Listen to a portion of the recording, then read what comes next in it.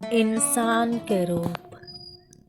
کہیں آسماں پہ چمکتے ستاروں کی طرح، تو کہیں آسماں پہ سیاہ بادلوں کی طرح، کہیں دن کے روشن اجالوں کی طرح، تو کہیں رات کی مدھم تاریکیوں کی طرح، کہیں ہوا میں لہراتے پھولوں کی طرح، تو کہیں ویران کن بنجر زمیں کی طرح، کہیں گنگناتی آواز کی طرح، تو کہیں غمگین خاموش زباں کی طرح، کہیں اچھلتے سمندر کے پانی کی طرح،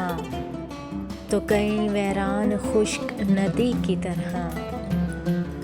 کہیں علم کی چھاؤں میں پلے دانش مندوں کی طرح، تو کہیں جہالت میں پڑے سست کاہلوں کی طرح، کہیں امید کی نکلتی کرن کی طرح، تو کہیں پانی میں ڈوبتی کشتی کی طرح، کہیں منزل کی طرف بڑھتے مسافر کی طرح، تو کہیں گمراہ گمنام راہگیر کی طرح۔ اس دنیا میں انسان کے کئی روپ موجود ہیں، کہیں اچھائی پہ چلتا ہے تو کہیں برائی پہ چلتا ہے،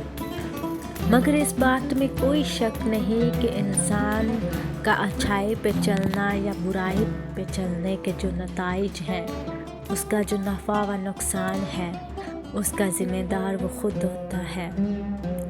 لہٰذا انسان کو چاہیے کہ وہ ہمیشہ اچھائی کا راستہ اپنائے تاکہ وہ کامیابی اور فلاح پائے۔